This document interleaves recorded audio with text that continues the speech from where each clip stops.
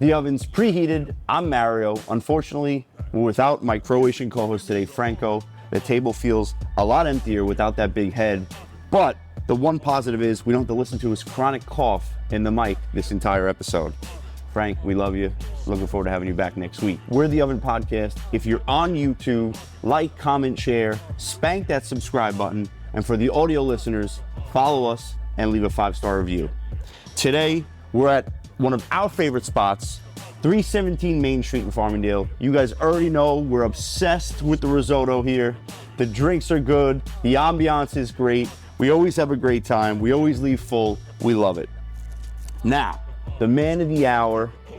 He was the winner of Chopped back in 2011. He's an author, a life coach. The list goes on and on and on. Here he is, Chef Eric LeVine. Keep it cooking in the oven. The oven. The oven. Yep. The oven. The oven. The oven. The oven. Yep. The oven. The oven. The oven. Smells good. The oven. The oven. Yep. The oven. The oven. The oven. Yep. The oven. The oven. All right, Chef, what do we got here? You caught me off guard. There was a little miscommunication between you and I. That's all right, which is typically me. So you want food, you let me know. I don't know. Yeah, figure it out. Anyway, so this is our one of our specials that we run right now at the restaurant. It's a tuna sampler. So it's got a sumac seared tuna. That we have a marinated, like kind of a cilantro tuna, and then our tuna tartare. So it's kind of a play, and I like to play with my food. So this is our meat and cheese platter. So we have an assorted, rotating domestic and imported cheeses and meats. So it's great. We make our homemade pickles, and it's one of those things that we have fun with. I think that everyone loves this because it's a shareable, and people love sharing food. This is a shareable also, and I try to make it so that when people come to the restaurant, they have multiple reasons to buy multiple things and make it an experience, not just one dish. This is mine. Fuck you. That's yours. Like when Deb and I go out for dinner, we're about that. Like we'll share everything, and we don't eat a tremendous amount of food, but we like to try tasting. We go to tasting menus all the time, wherever we could find. We always look, is there a tasting menu? Because we like to pick. And I graze. Cheryl says you don't eat a meal, you graze. And in the last few years, I lost a tremendous amount of weight. I lost 186 pounds and changed my lifestyle, and I just eat differently. So you have to find ways to enjoy food and change your lifestyle and change your approach to it. Moderation. But I love food. I love trying new things. Can't take the heat anymore. Literally can't take spice. Really? But so by changing my diet, I can't eat beef. Can't digest it. The heat kicks the shit out of me. Deb's daughter, Olivia, loves spicy. So like if I make ramen for her, it's like she wants more spice or whatever it is, more spice. And like I want to try it. Like once in a while she'll send me a message from, like she sees something on TikTok. She's like, can you make this? And once she saw this ramen, like ultra spicy ramen. And we did a little thing at the house and tested it. I was like, burned my ass for like a week. It was terrible. Listen, I love spice. But man, sometimes you just get that Scoville rating that just rips your eyes out. Yeah, unfortunately, when I had those, what are those? The one bite Doritos. What are those called? One chip challenge. Oh, the one chip challenge. You have the ghost pepper? Oh man, they were just as hot on the way out as they were on the way in. Yeah, I tell people bad. all the time because we do ghost pepper at the restaurant, and it's a rub, and people are like, oh, can you get a side of it? I'm like, no, you can't. You're fucking gonna burn your face off. One time when I was prepping it out, we dehydrate and then we grind it. Well, when I had one of my restaurants in Jersey, I always wore goggles and gloves because it got really atmospheric and, it got ugly. So one time I didn't realize I had some on my eyebrow. I was driving home and I, rubbed my eyes and all of a sudden it was in my fucking eyes. Oh my. And I can't see, so I'm trying to pull off to the side of the road as best I can. And all of a sudden I see in my eyelids, I see the flashing of the red and the blue. I know it's a cop and he taps on the window and I roll the thing down. And he's like, what the hell are you doing stopping in the middle of the highway? I'm like, oh shit. I'm like, I got ghost pepper in my eye. He goes, why do you have ghost pepper in your eye? I'm like, you think I fucking put it there? So he goes, wait a minute, you own the restaurant up the block, don't you? I'm like, yeah. He's like, you're in the middle of Route 110. I'm gonna pull you over. So I pulled over and he gave me some eye wash and it now became a thing. So he went back, must have gone back to the precinct, told all the cops there. He goes, oh, Chef Eric, ghost pepper in the eye in the middle of the night. And every time they came in, they're like, "Hey, can we get ghost pepper?" I'm like, "Fuck you," you know. He probably thought you were like on drugs, hallucinating Yeah, for a well, second. and he gave me some The ghost ayahuasca. pepper, the ghost pepper. That was brutal. I do not recommend ghost pepper in the eye, ever. Stay away from that shit. Man. But every time you tell a story or you get into one thing, it leads to another. I feel like you're such a complex individual. And when I was coming up with my list, I had no idea where to start. I was like, do I start in the beginning? Do I start with the Food Network? Do I start with the restaurant? I was like, I'm not sure. And you're just so dynamic and so much to share, and just it's incredible. I appreciate that. And, you know, it's 55 years of walking the face of the earth, and I have been through nothing but amazing, insane shit. And I always like to, you know, play scars with my buddies, you know, to see who has had the weirdest shit happen to them. I always win. They're all like, you know, it's my life has been nothing but a cluster of amazing shit. And the more you grow, the more you do, the more you make mistakes, and the more challenges you have, the more depth you have to it. So like I'm teaching at conferences. At the end of this month, I'm teaching at a conference. I'm the keynote for the conference, and I didn't want to talk about food, right? I wanted to talk about change. You know, in the last few years, my lifestyle has completely changed. My mindset has completely changed, which brought me from being 360-something pounds to 172 pounds, right? So my lifestyle has completely changed. Like I told you about a marathon. I ran my first marathon. I've never been a runner, never thought about it, never wanted it. And then I did it. And it was the coolest shit. It was crazy, but it was the coolest shit ever to be able to accomplish that. And they say like 1% of the population ever runs a marathon. And, you know, to be part of that group and not be a runner, now I could say I'm a runner. I mean, I finished the marathon. I got the gold to show it, and the scars to prove it, and I'll have the knee replacement. And but it was a wild journey. Like you don't think about 26.2 miles, and people are like, God, you know, how hard could it be?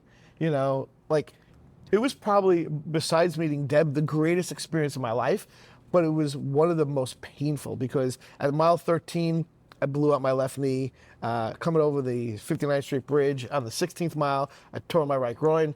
And then the rest of the time, it's just running on that shit, you know? But I couldn't, like the crowds were amazing. Like I'm from Brooklyn, and I've never experienced the boroughs like this. Like everybody came out. Everybody had a great time. It was like a party, and I was in the last group, so we started at 11:30. And because of the injuries, it slowed me down a lot. So the sun had already set, but everyone was still out at night cheering you on, high-fiving you, some trying to give you alcohol, some giving you peanuts, most of them giving you water, sometimes water. I came over they call it the Last Dam Bridge. It's the Willis Avenue Bridge, I think it's called, and they called it the Last Dam Bridge. I came over the bridge, and there was this woman there with a table full of watermelon. And I love watermelon, but in my mind I'm going, what if she poisons me and I die and I don't finish the race, right? I'm like, there's only a couple more miles to go. Let me have it. I'll eat it. If I die, listen, you know, beaten death before. But it was great, and it kept me motivated, and it was a great time. And then I got past the finish line, and I was in hypothermia. It was wild. It was just a wild thing. It's like the more shit that you do, the crazier life becomes, and the more, it's wild. This is great. You know, it's just an amazing experience. That's awesome. I love watermelon too. I wouldn't have passed that up. I love watermelon. But we were talking about this briefly before. The hypothermia blew my mind. That was the last thing I thought when we came in here, when we did the kitchen app, that you were going to tell me that you got hypothermia. Tell us about that. How does that happen? So never really running a marathon or anything like that. You don't realize how much your body, you know, dehydrates. I see the finish line, and this woman comes running to me. She's like, "What's your name?" And I'm like, "I don't know." It's Eric. And you know, because they announce you that you're crossing the finish line, and then I get to the finish line, and I run as fast as I can, and then I walk after, and this guy puts the medal on me. I'm holding onto a table. He's like, "You all right?" I'm like, "No, I'm something's going on here." So they get me into a wheelchair, roll me into the medical tent, and the first thing they do is take my temperature and my pulse and my blood pressure, and my body temperature was at 91.6, and the doctor's like, he's in hypothermia, get in the blankets. So they put me in this cot bed, wrap me up, and they do this thing where it's like this air pressure blanket, it was like a big warm hug. It was the greatest. Because they can't make it too hot too quickly. Too quickly, right? So they got to bring you up in temp, Yeah. and then and for anyone who doesn't know, the normal body temperature is 98.6. yeah. Yours was 91. 1.6. Yeah. Wow. Yeah, and they're like, you're in hypothermia. I'm like, okay, cool. What does that mean? They're like, we got to get your temp up, or you're gonna go into shock. And I was like, oh, cool. So Deb's blowing up my phone. My daughter's blowing up my phone, and I'm like, yeah, I'm in the medical tent.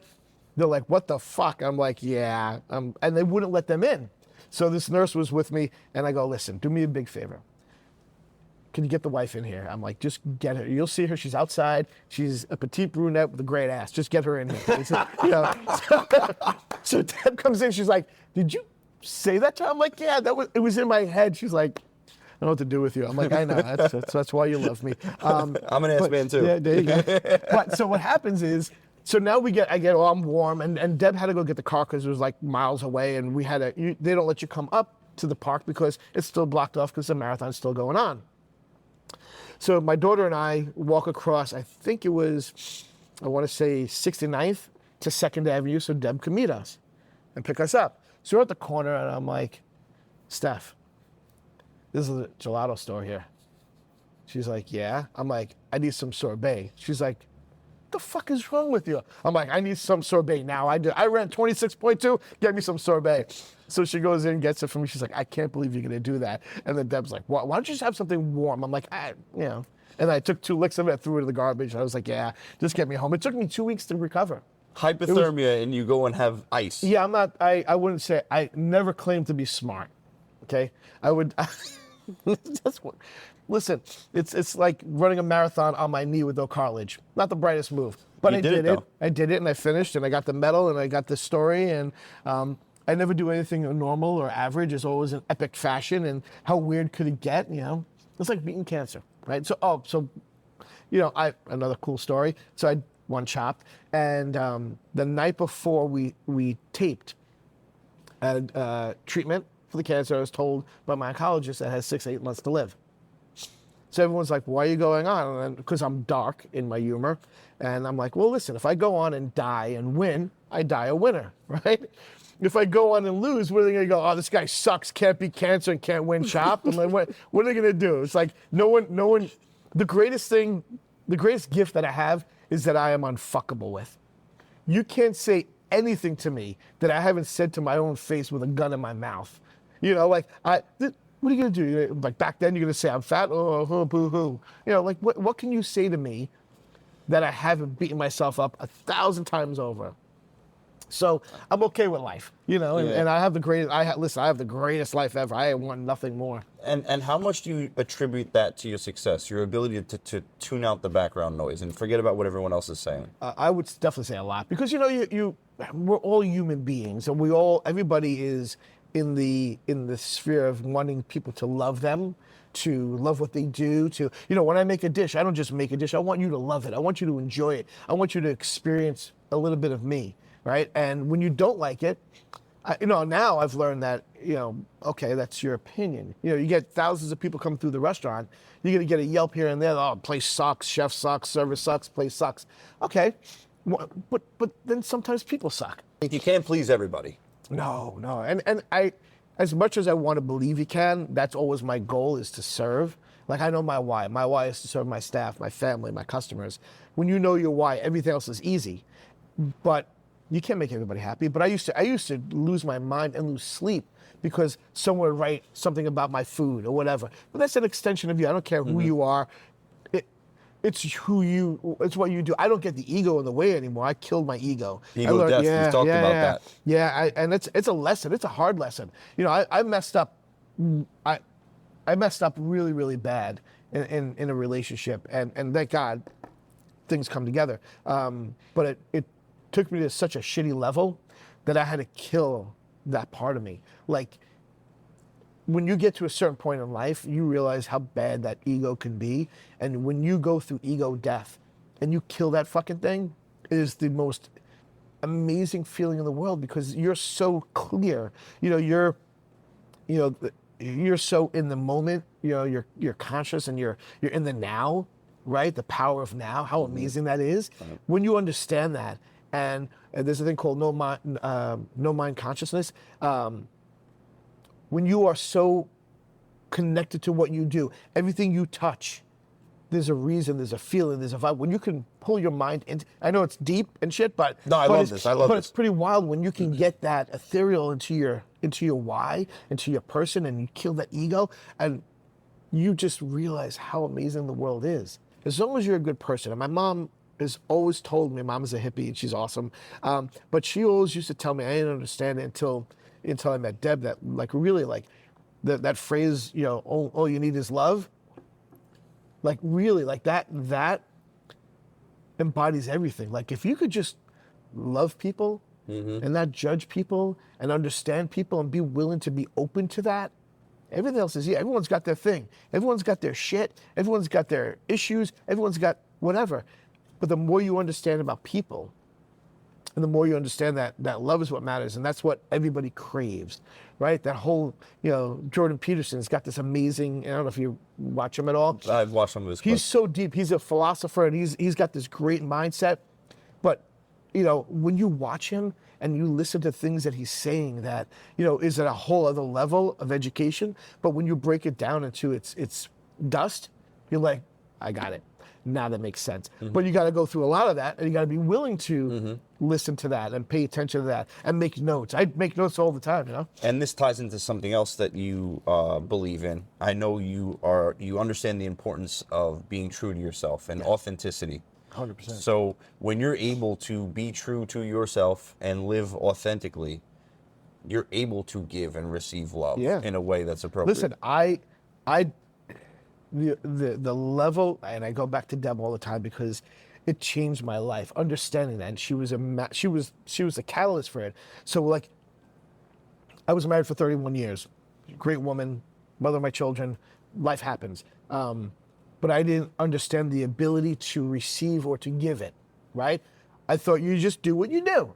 You know, we got married really young. We both had a lot of baggage. and Compromises, right? Isn't that what we do? You're just like, okay, yeah, that, you know, or you keep your mouth shut, or you fight, right? And I don't want to fight. Like I never, you know, I grew up in that. I grew up in that nightmare of ugly violence, just crazy shit. And to be able to be authentic and to be really raw and to have no boundaries and no borders in a relationship, it's the greatest gift ever, because then you understand the ability to, what you just said, to give and receive. I never thought I was worthy of it. It's a whole weird psychological bullshit, but it's so true. And it changed everything for me.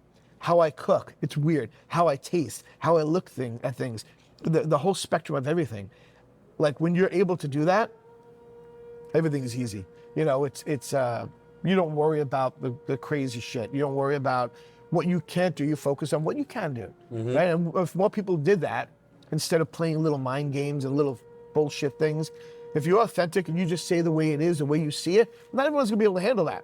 They're gonna go, oh, you hurt my feelings. Fuck your feelings. But you breathe easy. Oh my God. When you're not living a lie. When you're being true to yourself, When everything you- just that's 100%. your whole demeanor changes. When you're authentic and you don't need to hide anything, lie about anything, everything is just so much easier. And everybody lies. Everybody lies for whatever reasons they do. Sometimes they don't realize it, or sometimes they build a lie on top of a lie on top of a lie. But inevitably, the truth comes out in the wash, right? Everything comes out in the wash. You can't hide from anything. It's like I tell my staff here, you know, when people are chirping about something, I find out fucking everything and things I don't want to know.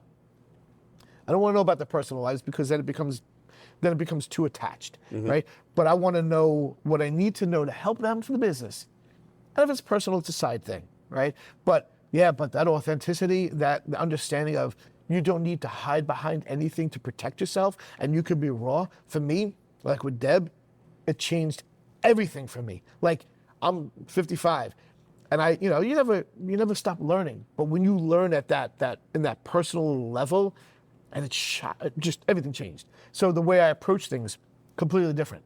I don't think about what my needs are. I think about how I could serve and do better.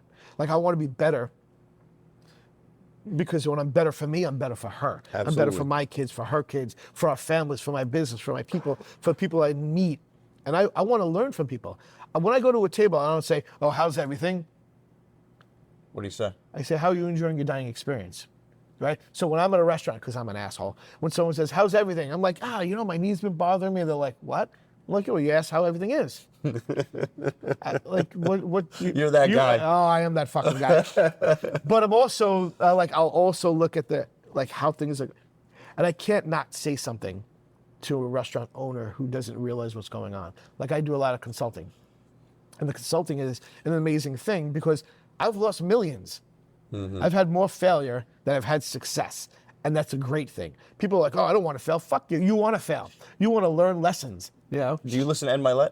The Ed Mylett Show? Yeah. Ed's great. He's my favorite. The line he says where you're most qualified to help the person you used to be. I love that line. Yeah. So no, it's from very all true. your mistakes. And that's when you the podcast that I listen to Andy Frisella, Real AF. You love him. Yeah, Andy's a good buddy, and I love the guy. He's authentic and he's real and he's raw, and I love that. Not everyone can handle him, but fuck that. If you can't handle him, then you don't want to grow. That was Andy in 75 Hard was the reason I changed my mindset. On November 3rd, 2021, that's when it changed. That's when fucking everything changed for me.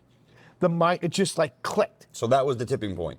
That was it. 100%. And I learned so much from Andy, right? Like the approach. And listen, and I've also learned a lot about business through him and how he runs. I mean, he's got multiple businesses, but his biggest one is First Form. And I use their energy drink and all their other stuff, and it's great shit. But I learned so much from his approach to business, his approach to mindset, and that changed everything. And through him, like I found him through Gary Vaynerchuk. Gary Vaynerchuk, Gary is a good friend, and he's one of those guys that he gets it, but he's very different. So I stopped listening to him for probably like 4 years, and I just jumped back into it again because there's certain parts of what he does that doesn't apply to me. But then I learned that you can listen to everybody and learn something. I was never a Tony Robbins fan. Like, I never listened to his stuff. Because he did a podcast with Jordan Peterson, I listened. And I'll tell you, because I always thought it was like this whole culty kind of thing. My cousin was involved with it. And I'm like, you're a fucking cultist. But his message is so interesting. And it's so like, I didn't realize he spoke my language, right? like it's raw. And I found Gary Vee at a conference I wasn't at, but it was next door to a conference I was teaching at. And I walked into the conference he was teaching. He was talking about Smurfs and fucking being authentic to you and doing what you love. And I'm like, this guy's fucking awesome. And I just followed him. So he put out a book and he was doing a talk at 92K in the city. And I went with my buddy, and we're going, and he didn't know that Gary and I were connected now, and we're in the front row, and he starts talking about something. He goes like, I know what I know, but I'm not going to open up a restaurant. I'm going to go to my buddy Chef Eric over here. And my buddy's like, the fuck? It's like he knows his shit. I'm going to fucking go to him. And like there was a break in between. He's like, the fuck, man? Like what? He's like, how does he know you? I'm like, I'm famous. He's like, you're a fucking ass. Like, oh no, we connected. So one of my restaurants in Jersey, when Gary talks about his days in the dungeon and scooping ice, his liquor store was next door to one of my restaurants. Wow. So it was kind of wild. So I had no idea it was him until he talked about it. So all these connections, all these little things, but Gary brought me to Andy, and Andy saved my fucking life. That's awesome. You know, like of all the things a person who I've never spent time with learned so much from. Like and I didn't realize the impact. Like you never know who's watching you, right? You never know who's paying attention to what you do when you put out there on social media. So I share my life. I share my cooking. I share my lifestyle. You're very open on social media. Because I think that if I could change one person's life and help them, it's worth it. But I can't tell you how many people how many people DM me, you saved my life, you saved my business, and I'm like, really? And then you realize that what you say and do can matter to one person. And how one person. Just one person, it's worth it. It's like a spark, right? 100%. And so like I'm teaching at this conference at the end of the month, and I'm not talking about the food, I'm talking about how you could change your life. Because there's a lot of who I was at this conference. You know, the person who is so wrapped up in the food that they forget to take care of themselves. They forget that they matter. Oh, I got to make the perfect dish. I got to get it out. All right. Well, what happens when you have a heart attack?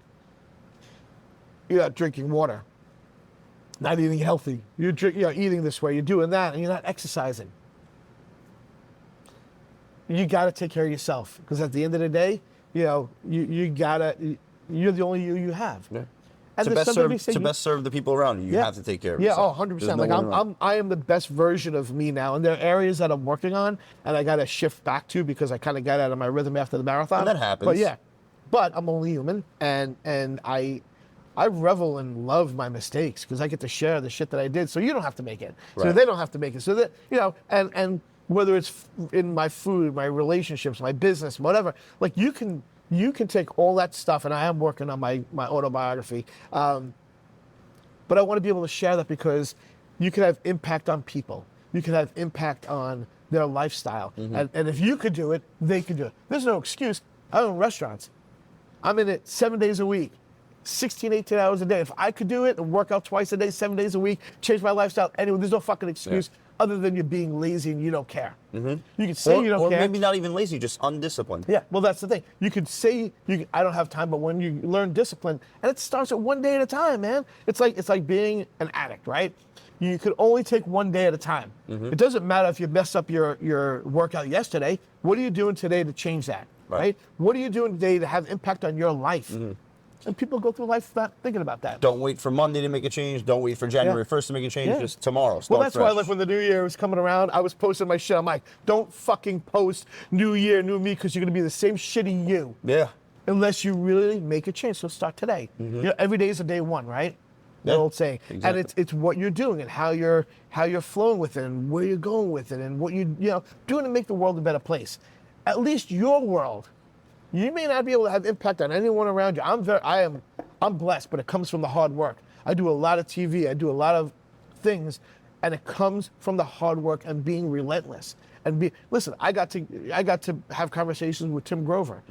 One time I took a picture of me, selfie, and he's like, tuck in your fucking shirt. I'm like, what? He's like, look at the way you are. I just heard that in his voice. I heard you say it in his voice. Like, tuck in your fucking shirt, man. You worked so hard to get here. Be proud of that. Tuck in your shirt. I'm like, okay. And I did. And I was like, wow. I didn't feel embarrassed. Like, for so long, I mean, I was wearing a size 50 pants. Now I'm a 32. Like, it's like completely different. Like, when you change that and you feel that and you're living it, can you inspire others to be that? Can you inspire someone to save themselves? No one's going to come and do it for you. No one's doing the work for you. No, just like no one put the cake in my mouth, right? No one put the chocolate bar in my hand. No one put the burger in my hand. No one did. It was me. I made a conscious decision not to care about myself. Yeah. Oh, And poor me. Well, you can find a way. If you want something bad enough, you will find a way to make it work. Absolutely. Right? You brought up autobiography. Yes. Before we talk about that, tell us about Forkin Good. So Forkin Good is my fourth cookbook. It will be back on stock, I think, this coming week on Amazon and Barnes & Noble. And this book kind of like embodies where I am in my cooking style. For me, this was great because I did all the photography for it. I had, Kathy Fang, who was a really well-known chef. She had a show on Food Network called House of Fang. She did the forward for my cookbook. There's a little blurb in here from Anit Chauhan, Kenji. A lot of really cool people jumped in and gave me some words on it. But I love this book, not only because it's new and exciting, but because it really speaks to where I am as a cook.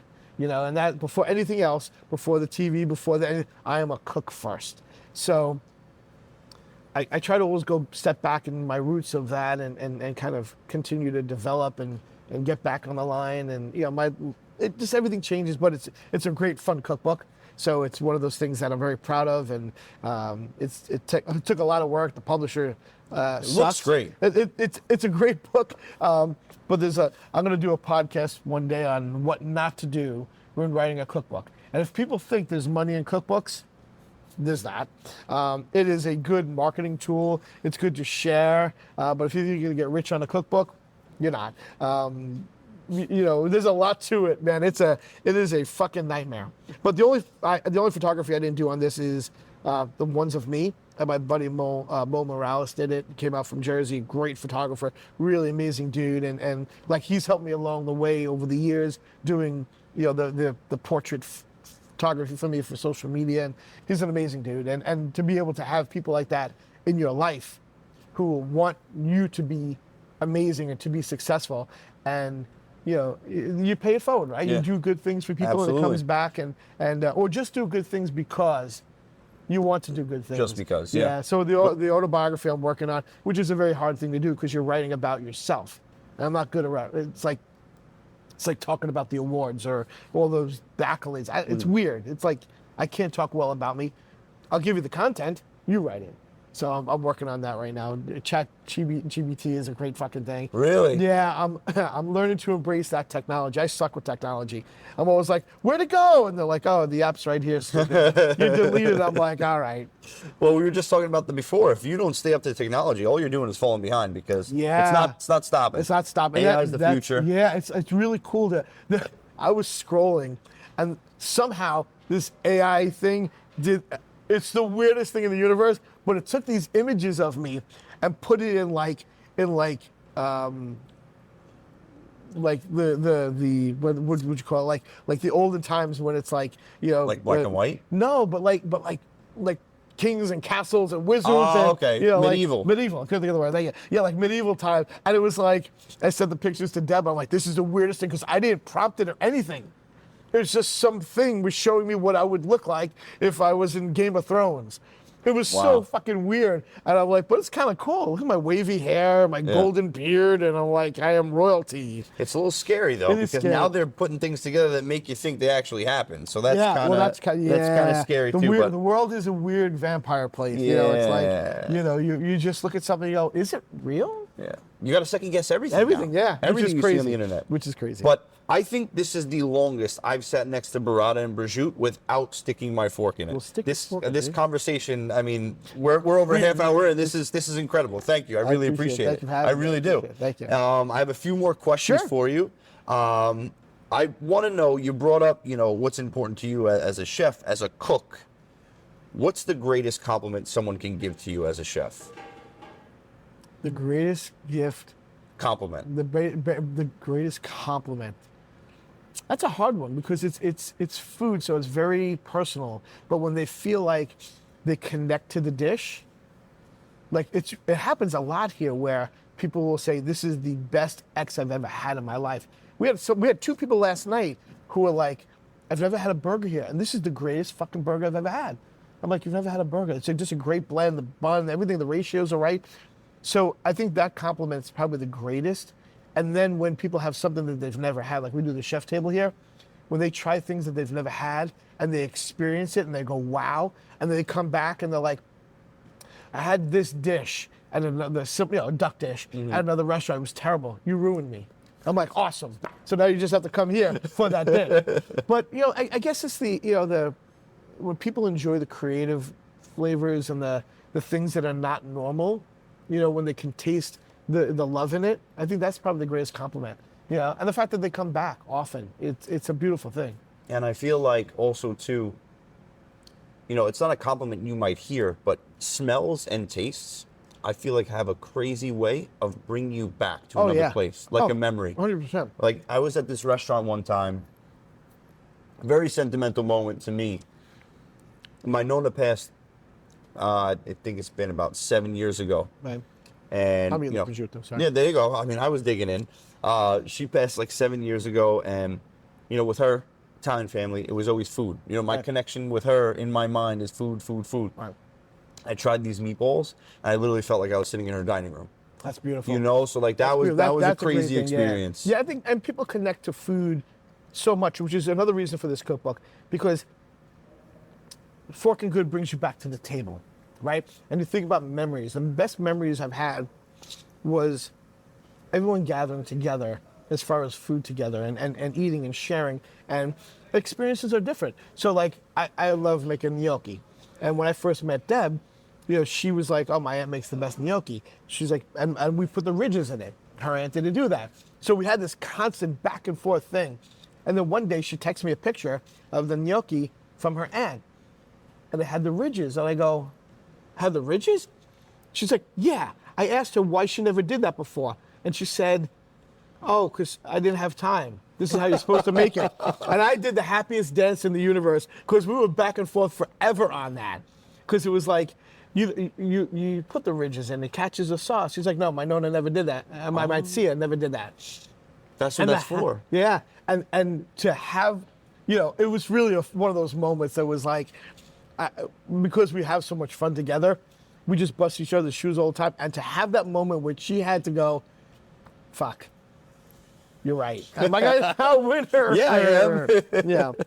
But we have a lot of those moments. We have a lot of fun together. That's the thing, like with life, when you enjoy it and have fun with it, no matter what goes on the outside, when you got that core moment and you're together, that shit's the most amazing thing. That's so huge, and it ties into like the ego and rushing to the next step in life, the next goal, the next this, the next dollar, and you forget to focus on the little moments. I say this. Yeah. I say you got to remember to pick up the coins along the way. Don't just go for the pot of gold at the finish line. Yeah. I mean, that's not very, Confucius-like, but I like that. It's very true. Like for me, I was always chasing what's next. And I didn't realize, and that's where the ego death came into play. Understanding that.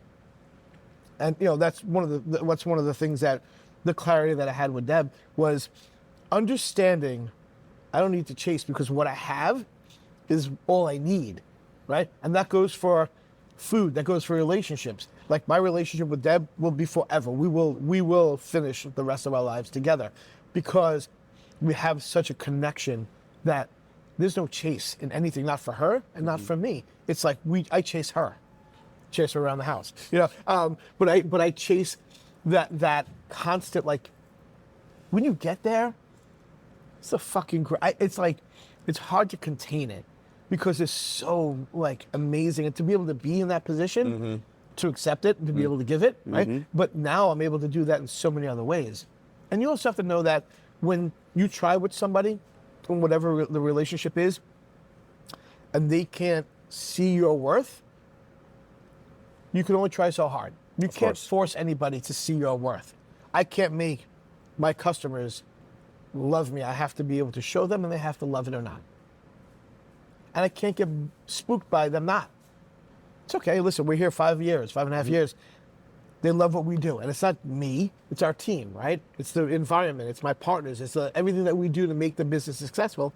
But at the end of the day, you can't force anything on anybody. I know some amazing chefs, their food is mind-bending, but they can't sell it. They can't, there's a reason for it. Like people say to me, oh, I got a place, it would be a great place for a restaurant. Like, why isn't there a restaurant there now? Is it there's no need? Or that people screw up in the area, or it's the market. You have to understand that. As much as you want to put the greatest restaurant in a place, if nobody shows up, who cares? I know some guys and girls who are amazing chefs. They just don't have the business acumen to get to, where they want to be. Again, ego. It's like during COVID. I know so many restaurants that shut down because they wouldn't pivot. This is what I do. When you're going to die, you will literally die. You'll kill your business. You need to pivot. Oh, well, maybe we can get some loan. No, you're not getting a loan. You're not getting anything. No one's coming to save you. Save your fucking self. And that's not just restaurants, in life in general. The only constant is change, and you have to adapt. Yeah. You have to adapt. You'll get left behind if you don't. Same thing with the technology. Yeah. Not to change the subject. I got to slip in at least one Food Network question. Sure. And, Franco's not here with us today, but this one, he specifically came up with this one, so I want to give him the credit. Again, can't wait to have him back next week. Heal up, buddy. Yeah.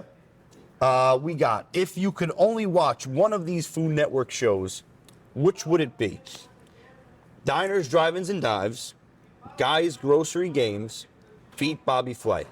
Oh, diners. Yeah? Yeah. Why is that? Because I love Guy Fieri, and I think from watching him start on the Food Network in the next Food Network star, I loved him from the moment I saw when he came on set.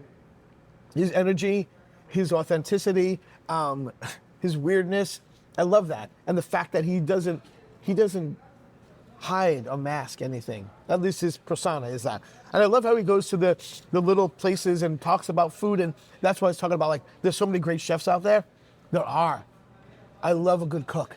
I love someone who knows just the love and passion of cooking food, and he brings that to the TV. I wish I created that show, because I'd love to run around the country and do that. On a motorcycle, of course, on a Harley. But, you know, it's like one of those things that he is just, I love his energy, man. Yeah, it's and great. anything he does, like he does the Tournament of Champions, and I'm addicted to it. And Manit, who's a friend of mine, she wrote the foreword for my last cookbook, and she was a judge on Chopped. Nice. She was one of my judges, and we got to become friendly. And she's just an authentic person. I love the fact that she's on it, and she's won twice, and I just love the show.